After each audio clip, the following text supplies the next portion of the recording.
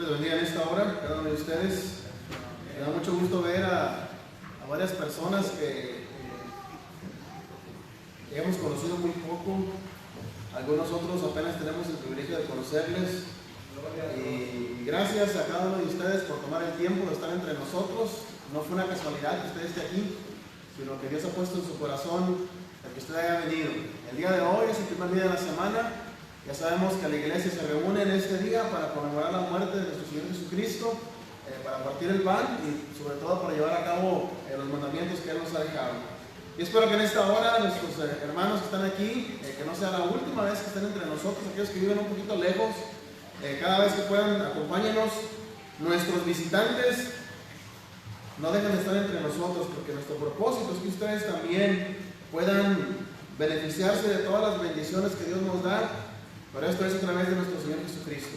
Le voy a invitar brevemente a que vaya conmigo a Mateo capítulo 11, versículo 28 en adelante. Mateo capítulo 11, versículo 28 en adelante. Dice la palabra de Dios: venid a mí, todos los que estáis trabajados y cargados, y yo os haré descansar. Llevad mi yugo sobre vosotros y aprended de mí, que soy manso y humilde de corazón, y hallaréis descanso para vuestras almas, porque mi yugo es fácil y ligera mi carga. El tema que vamos a observar en esta mañana es titulado Con los brazos abiertos. Y así como acabamos de leer, nuestro Señor Jesucristo hace una invitación a todos aquellos que aún no forman parte del reino de Cristo, que aún no se han bautizado para perdón de sus pecados. Yo creo que conforme el tiempo va pasando y escuchamos la palabra de Dios, cada día que pasa nos damos cuenta de la gran necesidad que tenemos como seres humanos de poder obedecer el Evangelio. El bautismo a veces lo vemos como algo, como un tabú, ¿verdad? Como algo difícil de sobrellevar, como un compromiso demasiado grande, o simplemente a veces decimos, no, pues es una costumbre. Es la iglesia de Cristo que le enseña así, o X, podemos decir cualquier cosa que en realidad a veces no deja que nuestro corazón comprenda, porque la palabra de Dios es clara y el mandamiento se había dado ya desde tiempo atrás. Tenemos ahí la palabra de nuestro Dios cuando Jesucristo le dice a sus discípulos que toda potestad le había sido dada en el cielo y en la tierra, y por lo tanto le dice que vayan y que hagan discípulos de todas las naciones. Les habla de bautizarlos en el nombre del Padre, del Hijo y del Espíritu Santo, y enseñándoles que guarden todas las cosas que yo os he mandado, y he aquí estoy con vosotros todos los días hasta el fin del mundo. El bautismo es algo muy importante que como cristianos, y ahora que lo hemos practicado, pues entendemos que ha sido un paso muy importante para nuestra vida espiritual, para nuestro destino eterno. Y como usted y yo, que somos miembros de la iglesia del Señor, ya comprendemos esa responsabilidad, por ese privilegio que tenemos. Quisiéramos que también nuestros amigos, que ya tienen tiempo de haber escuchado la palabra, ya saben qué es el Evangelio, ya saben qué es la muerte, la sepultura, la resurrección de nuestro Señor Jesucristo, como dice ahí en 1 Corintios, capítulo 15, versículos 1 al 5, y que después apareció a los hermanos en esa ocasión, en varias ocasiones. ¿Ya entendieron lo que es el Evangelio? ¿Ya recuerdan ustedes las palabras que Pedro, allá estando en aquel lugar, en Jerusalén, cuando les predica el Evangelio por primera vez, y que dice que aquellas personas se compungieron de corazón, les dolió el corazón haber comprendido que habían crucificado al Hijo de Dios? Y la pregunta que ellos hicieron fue: varones hermanos, ¿qué haremos? Y la razón que le dicen hermanos no era porque eran cristianos, sino porque eran también judíos. Varones hermanos, ¿qué haremos? Y Pedro les dice: arrepentíos y bautícese cada uno para perdón de los pecados en el nombre de Jesucristo, y recibiréis el don del Espíritu Santo. Es ahí donde se da la encomienda y se comienza la práctica, no del bautismo del Espíritu Santo, porque a veces podemos confundirnos un poquito, pero el mandamiento es el bautismo para perdón de pecados, que hasta la fecha la iglesia de Cristo practica el bautismo para perdón de pecados. La salvación la obtenemos en el momento, no cuando creemos, no cuando nos arrepentimos, no cuando confesamos, sino en el momento que usted y yo entramos en contacto con la sangre de Cristo, eso es, a través de las aguas del bautismo. Allí obtenemos la salvación. Ahora ya sabemos que lo que nos espera de ahí en adelante Es una vida de fidelidad, porque si no somos fieles, podemos perder nuestra salvación. Eso de que una vez salvos, siempre salvos, no está en la Biblia. La palabra de Dios nos enseña que debemos de mantenernos ocupados con temor y temblor en nuestra salvación, de seguir afirmando esa vocación que recibimos, el llamamiento a través del Evangelio. Ahora, déjenme entrar a nuestra lectura que quiero compartir con ustedes esta mañana. Se encuentra en el Evangelio según Lucas, capítulo 15. Lucas, capítulo 15. Si usted tiene una Biblia, ábrala por favor, verifique, compruebe que lo que le voy a decir verdaderamente ahí está. Y si quiere escuchar, escuche. Si no puede leer, si prefiere escuchar, escuche con atención. En el capítulo 15 se nos hablan de 3 acontecimientos diferentes. El Señor Jesús habla de una oveja que se pierde. A veces, comparándonos con las ovejas, a veces por ignorancia, por temor, por inocencia, vamos a decirlo así de alguna forma, pero más que nada por ignorancia, a veces vamos por los caminos errados hasta que llegamos a un final que nos espera la destrucción. Dice Proverbios 14:12 que hay camino que al hombre le parece recto, pero su fin es camino de muerte. A veces vamos por la vida por el camino equivocado, y la palabra de Dios claramente dice Jesús que Él es el camino, la verdad y la vida, y nadie puede llegar al Padre si no es a través de Él. Entonces hay un solo camino que nos lleva a la salvación. No hay 2, no hay 3, no hay 4, hay un solo camino que nos lleva a la salvación. Pero Jesús también narra el acontecimiento de una mujer que pierde una moneda. A veces hay personas que no tanto por ignorancia, pero ahora por causa de otros, a veces se pierde, se aleja de Dios. Pero la tercera ilustración que el Señor Jesucristo nos hace en el capítulo 15 de Lucas 15:11, habla ya no de una oveja que por ignorancia se puede perder, no de una moneda que por causa de otros se pueda perder, pero nos habla de un hijo que por su dura cabeza, por su corazón endurecido, por su orgullo, por su rebeldía, se alejó de la casa de su padre. Y dice Lucas 15:11.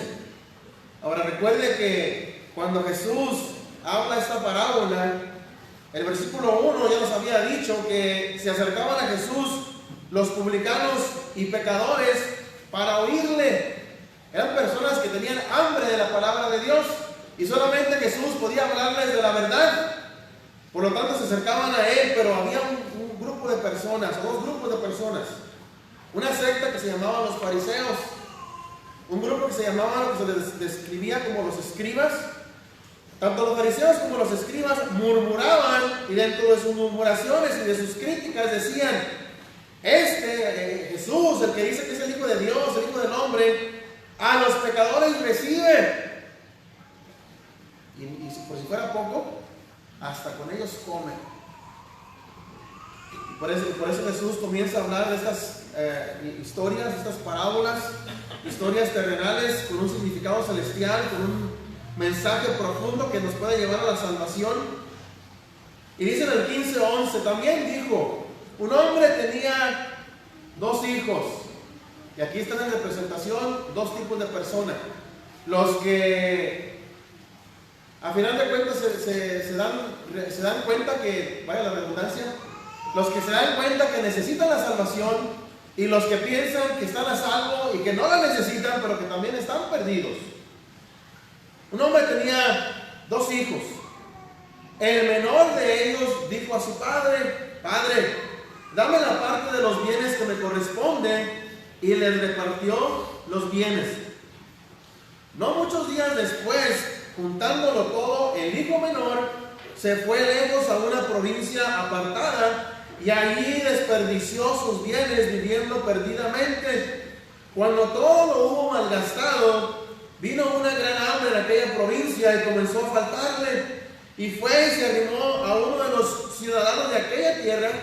Y note usted que aquí la historia nos narra no vinieron a él a ofrecerle trabajo, sino que él se juntó a otra persona, a un ciudadano de aquel lugar, se arrimó a uno de ellos, el cual le envió a su hacienda para que apacentase cerdos. Si usted recuerda, para los judíos el cerdo era un animal inmundo, era algo deplorable, algo humillante estar cerca de ellos y mucho más cuidarlos. Dice el versículo 16, y deseaba llenar su vientre de las algarrobas que comían los cerdos, pero nadie le daba. Volviendo en sí, dijo: ¿cuántos jornaleros en casa de mi padre tienen abundancia de pan, y yo aquí perezco de hambre?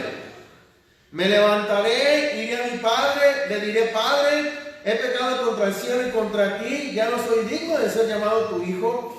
Hazme como uno de tus jornaleros. Podemos ver en esta historia que estamos escuchando, que estamos leyendo, que este joven, vamos a describirlo como un joven, que era el hijo menor de una familia, se fue lejos de su casa, a un lugar lejano, a un país lejano, una provincia lejana, donde probablemente nadie lo conocía. Y como podemos ver a través de la lectura, gastó todos sus bienes. Como más bien dice la escritura, malgastó todos sus bienes. Y cuando le faltaba, cuando tuvo hambre, cuando ya no tenía opciones, cuando se le acabó todo lo bueno que tenía, cuando se dio cuenta que había cometido un grave error, no solamente se fue de la casa de su padre, se alejó de todos los privilegios, de todas las comodidades, de todas las bendiciones. Ahora se da cuenta que tenía que trabajar para poder ganar su pan. Y así pasa con algunos de nuestros hijos. A veces no se han dado cuenta de lo que cuesta la vida. Pero aquí en realidad lo que nos está hablando no es tanto de la vida secular, nos está hablando más bien de nuestra condición espiritual. El ser humano, cuando ha sido creado por Dios, cuando nace del vientre de su madre, nace sin pecado. Es una criatura, es un ser inocente que no sabe la diferencia entre el bien y el mal. Crece y llega a un momento, llega a una edad en que se da cuenta entre la diferencia del bien y el mal. En el momento que peca, se aparta de Dios. El ser humano en general necesita de Dios. Aunque no se dé cuenta, necesita de Dios. Nuestro deber es decirle a la gente que está alejada de Dios que necesita acercarse a Dios. Hay gente que, como decíamos, dice que aquel padre tenía 2 hijos.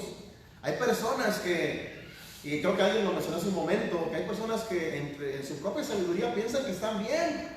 Y piensan que en realidad no tienen que venir a una iglesia. Y no hace mucho, hace un par de días todavía escuché, no tienes que ir a la iglesia porque Dios está en todas partes.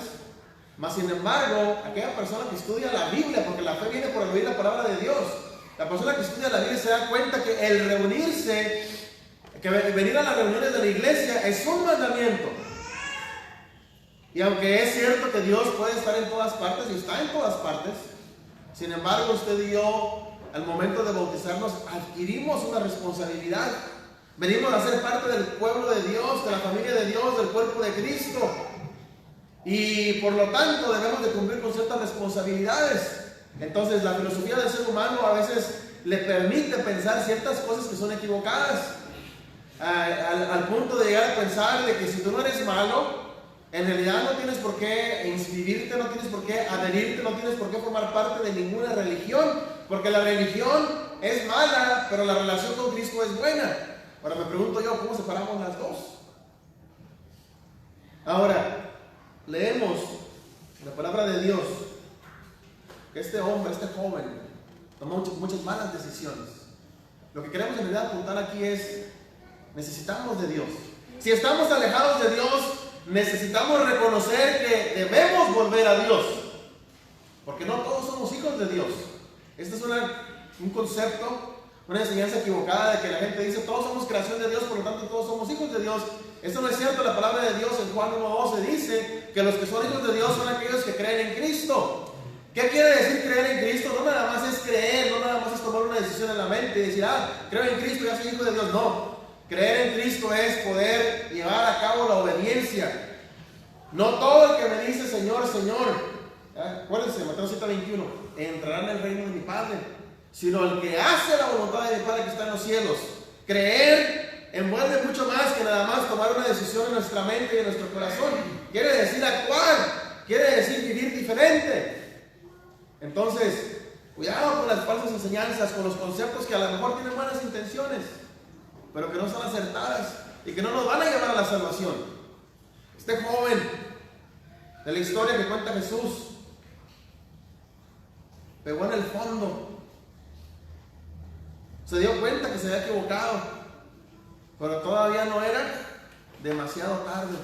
Todavía tenía tiempo de arrepentirse, todavía tenía tiempo de dar la vuelta y regresar hasta donde estaba su padre. Todavía podía enmendar las cosas. Ahora dependía de su padre si lo aceptaba o no. Por eso le correspondía a su padre. Lo que él tenía que hacer es, ya que había reconocido, ya que había vuelto, en el versículo 17, volviendo en sí, se dijo a sí mismo: ¿cuántos trabajadores en casa de mi padre tienen abundancia de pan?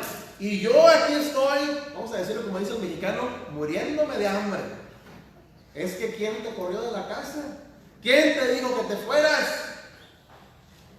Yo me imagino a este joven, eso es solamente una parábola, pero yo me imagino a este joven que a lo mejor nunca había trabajado, a lo mejor lo tenía todo, era el más pequeño, pero sea como sea, el punto es de que ahorita él mismo se había puesto en una condición que no tenía necesidad de estar en ella. Los trabajadores de su padre tenían una posición mucho mejor que la que tenía él, a pesar de que él era el hijo de su padre. Vaya la redundancia otra vez, lo tenía todo, pero él decidió irse lejos de la casa de su padre. Hasta le dijo: padre, dame lo que me corresponde, dámelo ya. Y se fue. Lo importante es que él volvió en sí antes de que fuera demasiado tarde. Dijo el versículo 18: me levantaré, voy a ir a mi padre. Esto es lo que le voy a decir: padre, mira, ya pequé, yo me equivoqué, perdóname. Reconozco que me equivoqué, perdóname.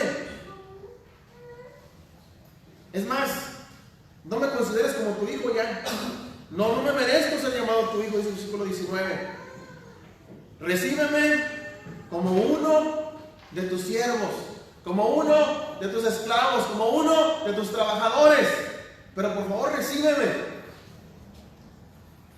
Y vemos un punto importante en esta lección en el versículo 20, y que debería de ser un punto importante de nuestras vidas también. Que lleguemos a ese punto en que reconozcamos que sin Dios nada somos, y que más nos conviene estar cerca de Él, y que si nos hemos alejado nos conviene regresar a Él, aunque nos tengamos que humillar. Pero hay que reconocer que sin Dios nada somos. Dice el versículo 20: por fin, tanto decir, tanto pensar, tanto arrepentirse, pero necesitaba acción. Y levantándose, vino a su padre. Yo no sé cuánto tiempo se habrá tardado de distancia en viajar. Yo no sé cuántos días, semanas, meses o años le haya durado su herencia, pero se le acabó, y cuando se le acabó decidió regresar. Y lo hermoso de esto, decía la lectura de Mateo 11:28: venid a mí todos los que estáis trabajados y cargados, que yo os haré descansar. Él está con los brazos abiertos, y vemos aquí un padre. Dice el versículo 20: levantándose vino a su padre, y cuando aún estaba lejos, lo vio a su padre. ¿Se imagina usted como padre de familia esperando ahí afuera de su casa, en el porche, en el patio, en el driveway, decimos aquí en Estados Unidos, por la calle, mirando a ver dónde está mi hijo, cómo estará, qué le habrá pasado, estará vivo, estará muerto, andará en las drogas, en el alcohol, cómo vivirá, comerá, dormirá, cómo estará? Los que somos padres podemos entender esto, el preocuparnos por nuestros hijos. Mateo capítulo 7 nos habla de eso. Dice Jesús: si ustedes son malos, les saben dar buenas cosas a sus hijos. Si les piden un pan, no le van a dar una piedra. Si les piden un pez, no le van a dar una serpiente. Si ustedes, que son malos, saben dar cosas buenas a sus hijos, ¿cuánto más nuestro Padre que está en el cielo nos dará buenas cosas a los que le pidamos? Mateo 7:7 en adelante habla de eso. Entonces, el padre de este hijo perdido, cuando aún estaba lejos, no tomó la actitud del hermano mayor, Ya me imagino cómo ha de haber andado, malgastando los bienes de mi padre. No, el padre era diferente. El padre lo estaba esperando. Así como Cristo nos está esperando a que tomemos la decisión. ¿Qué estamos esperando? Llegar hasta el fondo de nuestra perdición para darnos cuenta que necesitamos a Dios, que no somos nada sin Él. ¿Qué estamos esperando? ¿Una enfermedad? ¿Un accidente? ¿Alguna pérdida significativa en nuestra vida donde ya no podamos hacer nada para el Señor? Y ahora sí, Señor, acéptame así como vengo. ¿Qué estamos esperando? Cuando aún estaba lejos, lo vio su padre y fue movido a misericordia y corrió y se echó sobre su cuello y le besó. Y el hijo le dijo: Padre, he pecado contra el cielo y contra ti, ya no soy digno de ser llamado tu hijo. Pero el padre dijo a sus siervos: sacad el mejor vestido y vestidle, poned una niña en su mano y calzado en sus pies, y traed el becerro gordo y matadlo y comamos y hagamos fiesta, porque mi hijo muerto era y ha revivido, se había perdido y es hallado. Y comenzaron a regocijarse. Ahí en el capítulo 15, en el versículo 7, dice: os digo que así habrá más gozo en el cielo por un pecador que se arrepiente que por 99 justos. Hay gente que piensa que es justa, hay gente que piensa que es buena y que no necesita la salvación. Dice Jesús: cuando un pecador, cuando una persona reconoce que es pecador y se arrepiente, y en pocas palabras lo tenemos que decir, que viene a los pies de Cristo, dice: hay gozo en el cielo. ¿Se imagina usted cuánto vale su alma que allá en el cielo hay gozo cuando usted se arrepiente y viene a los pies de Cristo? Ahora dice en el versículo 10, capítulo 15, versículo 10: así os digo que hay gozo delante de los ángeles de Dios por un pecador que se arrepiente. No importa si se perdió por causa de alguien más, no importa si por su ignorancia, no importa si por su mal corazón se perdió. Si usted se perdió, si usted está perdido ahorita y se arrepiente y viene a los pies de Cristo y se bautiza para perdón de pecados, hay gozo en el cielo por un pecador que se arrepiente. Aquellos que pensamos, me incluyo también, pero si en algún momento llegamos a pensar que somos tan justos que no necesitamos de Dios, estamos equivocados. Todos necesitamos de Dios, pero más aquella persona que aún no ha obedecido el Evangelio, tiene que darse cuenta que necesita de Dios. Y lo hermoso de todo esto es que Dios lo está esperando con los brazos abiertos. Ahora es cierto que no somos dignos de ser llamados hijos de Dios, pero Dios en su grande misericordia, Él tiene un plan para nosotros. Quiere que nos revistamos de Cristo. Cuando nos bautizamos, Él nos sella con el Espíritu Santo. Ya el sacrificio ya está hecho, ya Cristo murió en la cruz por nosotros, ya la sangre de Cristo nos puede limpiar de todo pecado. Solamente falta usted que se arrepienta, que reconozca y no se quede el hijo estaba ahí pensando: esto haré, voy a ir con mi padre, le voy a decir esto, voy a hacer aquello otro, y yo sé que no me merezco, pero todavía no se ponía de pie. Cuando se puso de pie y se dirigió a su padre y le dijo: Padre, y el padre lo recibió, lo abrazó. Yo no sé si a lo mejor ni siquiera lo dejaba hablar, lo estaba besando, porque era su hijo que estaba perdido, que estaba como muerto, y ahora ya estaba en sus brazos.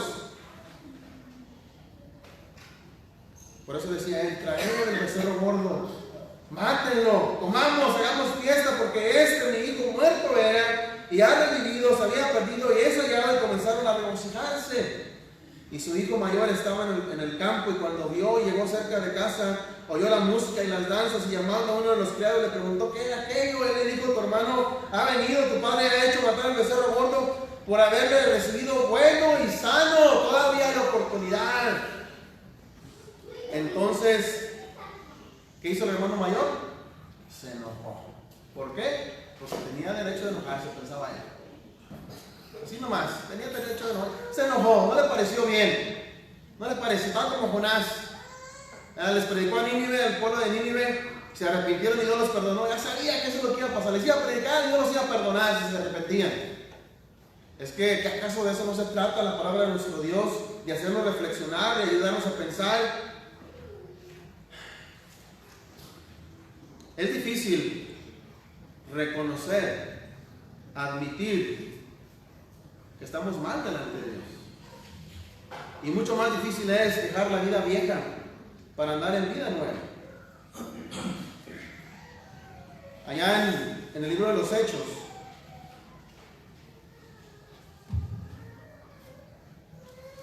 en el capítulo 22, versículo 6, tenemos la narración del apóstol Pablo. Vemos en la escritura, hermanos y amigos, ocasiones en las que, por ejemplo, aquí Pablo está dando un relato de su conversión. Hoy en día nosotros no somos llamados a dar testimonio, somos llamados a hablar el evangelio. Acuérdense lo que leíamos en la mañana, 1 Corintios 2. Me propuse no saber cosa alguna, sino a Jesucristo y a este crucificado. Usted y yo predicamos la palabra de Dios, no venimos a dar testimonios aquí enfrente. Venimos a hablar la palabra de Dios. Estamos leyendo los relatos de Pablo, en este caso 22, versículo 6, Hechos 22, 6, en el capítulo 9 habla de su conversión, en el capítulo 16 habla de su conversión, y en el capítulo 22 dice, 22, 6, pero aconteció, aquí Pablo está narrando su conversión, y quiero dar este ejemplo para que reflexionemos en la necesidad de obedecer el evangelio. Aún Pablo, siendo fariseo, siendo instruido a los pies de Gamaliel y habiendo sido una persona culta y preparada, aún así estaba en pecado, no era cristiano y necesitaba el arrepentimiento, necesitaba obedecer el evangelio.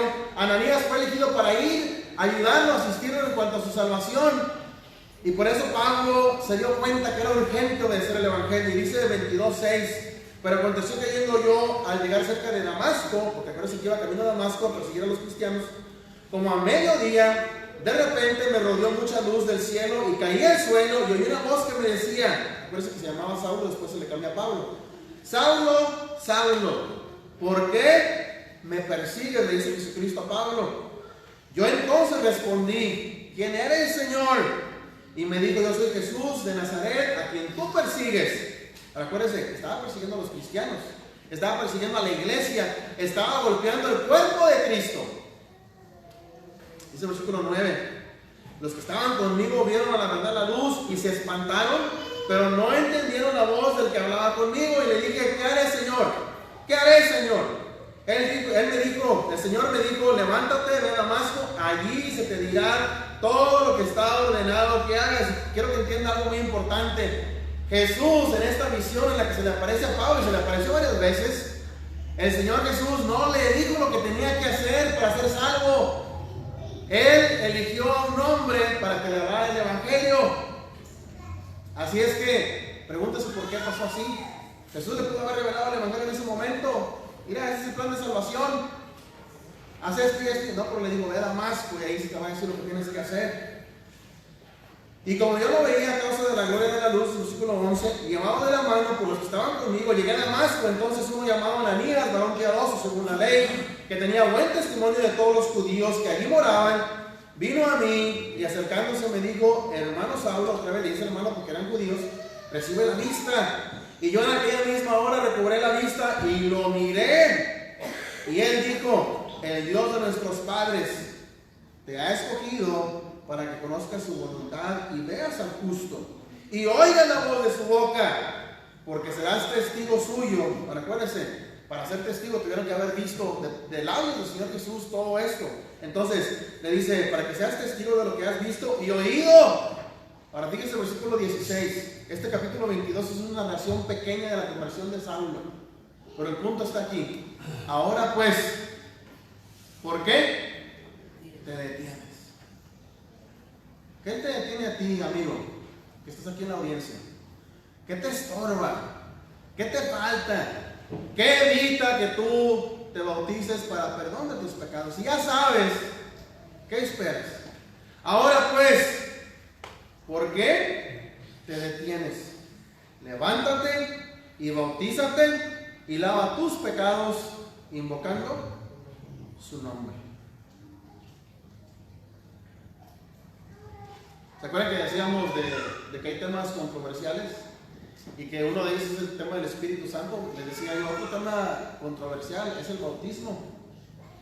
Dicen las denominaciones, el bautismo no salva. Pero ¿qué dice la palabra de Dios? ¿Que salva o que no salva? ¿Qué dice? La palabra de ¿quiere que le muestre con la Biblia que dice que sí salva? Primera de Pedro, capítulo 3. Y no lo estoy retando, mi amigo, mi hermano, no lo estoy retando, simplemente le estoy recordando que la palabra de Dios es muy clara. No, es que si ya te arrepentiste, si ya recibiste a Jesús como tu Salvador, que la Biblia no habla de eso, no sé de dónde ha sacado el hombre esto, de hacer una oración, de levantar una mano, no sé de dónde el hombre ha sacado esto. La palabra de Dios nos enseña que para ser salvos necesitamos obedecer el plan de salvación que Dios ha estipulado: oír, creer, confesar, arrepentirnos primero, cambiar nuestro estilo de vida, arrepentirnos, confesar con nuestra boca que Jesús es el Hijo de Dios y luego ser bautizados para perdón de pecados. Y la gente que llega a decir, no, es que el bautismo en realidad no es tan importante. La palabra de Dios dice que el bautismo, 1 Pedro 3:21, el bautismo corresponde a esto. Ahora, la palabra nos es la abreviación de nosotros, ¿verdad? Nos salva. Ahora, claro que no va a quitar la inmundicia de la carne, no te va a curar de enfermedades, no te va a quitar nada de lo físico, sino más bien es una aspiración, es un propósito, es una determinación de tener una buena conciencia hacia Dios. El bautismo te lava de tus pecados. Por eso le dice Pablo, le dijo Ananías a Pablo, ahora pues, ¿por qué te detienes? Levántate, bautízate, lava tus pecados invocando su nombre. El bautismo es un acto físico que llevamos a cabo, pero el agua es agua solamente. Lo que importa ahí es el acto de obediencia, que usted y yo estamos obedeciendo lo que dice la palabra de Dios. El bautismo salva por la resurrección de Jesucristo. Una aspiración a una buena conciencia hacia Dios por la resurrección de Jesucristo. ¿Se fija cómo la palabra de Dios es clara? ¿Se fija cómo la palabra de Dios no nos confunde? Los que nos confundimos somos nosotros. Porque dijo aquel y dijo allá y más allá y a mí me dijeron, a mí no sé. Ok, pero ¿qué dice la palabra de Dios? Lo que entendemos es, todos necesitamos de Dios. Aún los que ya estamos bautizados, los que ya somos hijos de Dios, debemos de permanecer al lado de nuestro Dios. Santiago nos enseña en el capítulo 4, acercaos pues a Dios y Dios se acercará a vosotros. Leíamos en el capítulo 4, versículo 4, la amonestación de Santiago: oh almas adúlteras, ¿que acaso no se dan cuenta, no sacan la conclusión, que acaso no han caído en la determinación, en la capacidad intelectual y espiritual de darse cuenta que la amistad con el mundo es enemistad contra Dios? No podemos estar ahí de coqueteando con el mundo y sirviendo a Dios al mismo tiempo. No podemos, no se puede. Solamente podemos servir a un solo Señor. Así es que, si hay alguna persona en la audiencia que necesita obedecer el plan de salvación, si necesita ser bautizado para perdón de sus pecados, la pregunta que se le hizo a Saulo se la hago yo a usted en este día, en esta mañana, en este día 24 de marzo del 2019. Ahorita que está vivo, ahorita que me puede oír, ahorita que no está postrado ahí en una cama de hospital, ahorita que no está enfermo, ahorita que no está en un accidente, ahorita que usted por su propia voluntad vino, claro que Dios puso en su corazón el venir, pero usted tomó la decisión de venir hasta aquí. ¿Por qué te detienes, amigo, amiga? ¿Qué te hace falta para dar ese paso? ¿Valor? Pues ármate de valor. Pide a Dios que te dé fuerza para ponerte de pie y pasar aquí al frente, para ser bautizado para perdón de pecados. Hay un hermano que ha preparado un himno de ánimo, un himno de invitación. Y así como aquel hijo se dio cuenta que estaba perdido y que decidió de regresar a la presencia de su padre, tú también date cuenta que tienes que estar en la presencia de Él y estar mejor cerca de Él que alejado de Él. Así es que vamos a estar de pie los que podamos para ser dirigidos en este himno de ánimo, este himno de invitación.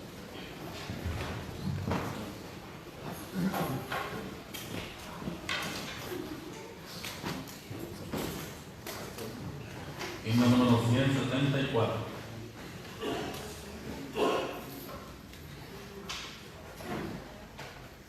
Ven otro digo, ven salvar, te llama Dios, oye llamando, llama.